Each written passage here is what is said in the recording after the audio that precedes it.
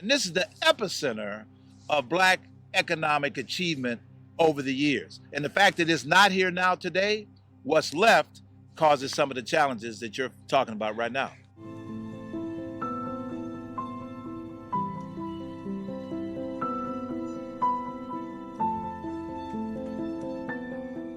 Can you believe it? I'm still here, living inside this tent for 100 days from November the 20th to February 28th, bringing to you the issues and awareness that you need to know about the violence on the south side of Chicago, but also to raise as much money as we possibly can to build a community center on this much needed block called O Block. It's called O Block because it's named after a young man named O.D. Perry who was shot and killed. The gangs took the O in his name and started calling it O Block. We decided we're going to keep the O, but we're going to change it to Opportunity Block. I want to thank Fox Network for giving me the opportunity every single day to bring to you Rooftop Revelations, where I share with you my thoughts, viewpoints, and opinions on matters as it relates to Chicago and things across our great country. I'm really thankful today to have a very astute and intelligent brother with us today to talk about something that is very dear to my heart, and that's business, entrepreneurship. So I want to welcome Bruce Montgomery, who teaches all the entrepreneurship classes at Project H.O.O.D and who is an entrepreneur himself. Bruce, welcome. Hey, glad to be here, Pastor. Thank you, man. Listen, I want to just jump right in. In Chicago, we're dealing with a lot of violence. Yes, we are. Everybody knows that. And the reason why I'm on this roof is because of the violence. That's right. And somebody who's watching is going to say, what does entrepreneurship have to do with stopping violence? Entrepreneurship has everything to do, because we know that where there is wealth, where there is commerce, where there is good credit scores, yes, you don't see challenges in education, poor health outcomes, lack of vision for opportunity. If you can't see it, you don't think about being it. Absolutely. So when we had the most famous entrepreneurs, Black entrepreneurs in the entire United States, yeah, was in a 1, 2, 3, 4 mile radius of this rooftop. Yeah. This is, the height of the Great Migration and what became known as Bronzeville. The height of that was in a 1, 2, 3, 4 mile radius. We're in Woodlawn. Yes. And this is the epicenter of Black economic achievement over the years. And the fact that it's not here now today, what's left causes some of the challenges that you're talking about right now. Man, let's talk about that, because a lot of people, I know I'm always learning about Woodlawn, and I'm always learning. I learned some things just this past week about this location, how it was an epicenter for a lot of entrepreneurship and businesses and Black businesses in our community. And I want to ask you a question. There was a time when businesses were thriving in this area. Mm-hmm. I mean, booming. Yes. But now, as you just said, there's nothing. How do we get from having all of these businesses to now having nothing? Because I think that contributes to a lot of the violence that we see every single day. Well, when we think about some of the legendary entrepreneurs, there was a place down the street called Robert's Motel. Yeah. Mr. Roberts just passed just a year or so ago. Yeah, I bought my church building off of Mr. Roberts.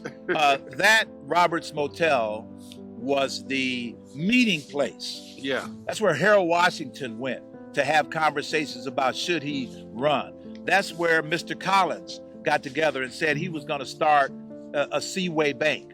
That's where arguably one of the most illustrious Black entrepreneurs that used to operate right off of 63rd Street, S.B. Fuller, Fuller Products, Fuller Products, was right here, right walking distance from where we are right now. And so what happened is, as redlining restricted covenants that limited where Blacks could move, live, work, and own, meant that we in Woodlawn and this surrounding area, we were focused on meeting our own needs ourselves. So Mr. Collins had grocery stores, the food basket. He went on to establish Seaway Bank, where Blacks could bank, and some of the first Black businesses could get a business loan from a Black bank. We had transportation companies. We had Black cab companies. We had Jitney. All of this was meeting our own needs. Didn't nobody know what a jitney was other than on South Park or King Drive? Right. Jitneys only ran up and down Cottage Grove, and then all of the arts and entertainment that was lost. Right not too far from here is one of the great theater facilities that used to be just a block over from here on the Parkway. Yes. So we had art, we had culture, we had music, we had business, and this was meeting our own needs of our own community. But as we started to disperse and go to the south side, the further south side, the south suburbs, we started to lose that capacity.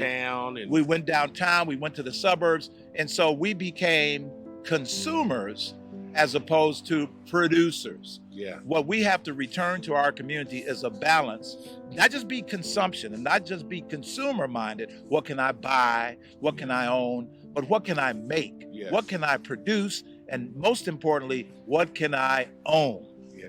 Do you think that the mentality has shifted? You know, I hear you talk about consumption and producing. Do you think that for our culture that it's shifted to a consumption mentality? For far too long. Yeah. For far too long. But I'll tell you, Pastor, it's coming back. Yeah. Entrepreneurism, starting businesses, people are modeling themselves. When we look at the young athletes of the day and others, young people are starting to see that there are many roads in which they can be. They don't just have to be a rapper or an athlete to make it forward. Yes. They can be a business owner. I'm seeing young men making garments and clothes and shoes, making apparel, using their craft and their talent to create even technology-based solutions that we can make. I saw a young brother the other day came up with some headphones for gamers. Yes. And so this is what we've got to get into, is this idea that if we can think it up, we can dream it up, we can build it up, we can make it up, and we can own it up so that we can start putting our own people to work and owning and creating the solutions for our community. Exactly. And that's the reason why, you know, I teach people and I say to people all the time that capitalism is important, because it gives us an opportunity to participate in the economy. It gives us a chance to participate in free markets. And if we can teach our people, and that's what I'm so thankful for you, teaching the classes, getting people, helping them with their business, getting them started, because if we're gonna solve some of the issues of violence, we have to start participating in free market capitalism. Well, I'm so glad you said that, because it is the free market system, the free enterprise system. And what we need more than anything today is people of goodwill. Yes. To just do business. You know, here we are in the middle of a pandemic.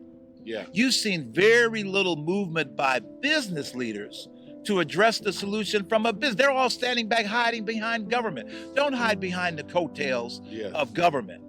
Move forward with business solutions to solve the problems that we have right now. We see that there's been this so-called supply chain disruption. Why?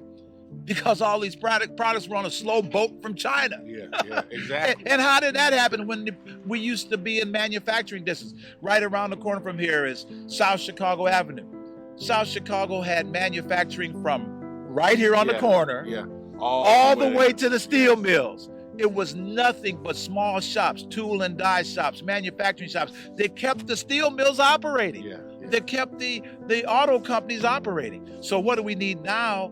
The good news is, through advanced technologies, 3D printing, 3D manufacturing, you can put a manufacturing facility in your basement.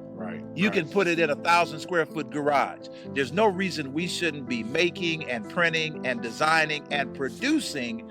And look, you can put a saying on a t-shirt and sell them for $40 and make $2,000 on the weekend. Right. So get your hustle on and start doing business. But we also need the business leaders of America, instead of hiding behind government and hiding behind nonprofits, do business. You know, give some contracts. With all of the George Floyd pronouncements, all of the companies recognize their lack of following through on economic commitments. Here we are 2 years later. Where are those commitments today? What companies are leading with real solutions for just doing business, giving people not a handout, but a hand up, and bringing their creativity, their ingenuity, their capacity to supply into supply chains. And so now we've got an economy that's going in two different directions. And the one that's going in the direction toward productivity and technology and innovation, we have to be a part of that. That part of the economy, and I think we can. Yeah, absolutely. Well, I think you said it. You're on point as always, as I knew you would be. I want to thank you for all the work you do, helping us get these businesses off the ground, helping people turn their businesses around, and keep doing it. Well, I can only do it because, Project H.O.O.D inspires me. It inspires anybody. I'm fortunate to come from 4 generations of entrepreneurs. Wow. First in Arkansas, my great-grandparents and grandparents, and then my parents here in Chicago. And so I want to continue that. And I want my grandchildren, my grandsons, I got 3 grandsons, and I want them to be a part of this experience and know that we can lead the way forward. But it's because of a Project H.O.O.D that gives people inspiration that we can make the change we need to make. We just, as you've been asking for 100 days. Can we get some business partners? Absolutely. Can we get some folks to just do business? Can we get some folks to sit down and talk about what their needs are and allow us to fill those needs in an economic fashion? We'll do the rest of the work ourselves. Absolutely. I believe we're going to change West Woodlawn. We're going to be the epicenter of what needs to happen in these communities that are suffering from violence, and it can be a model for what needs to be done across America. So thank you so much. Like it once was. Exactly. Like it once was. Listen, it's always a blessing. Thank you. It's always a blessing to share with you all what's going on the south side of Chicago and even around America as it relates to these urban centers. I want to thank Fox as always for giving me this chance to give you Rooftop Revelations. And as I say every single day, God bless you and God bless America. And until tomorrow, peace.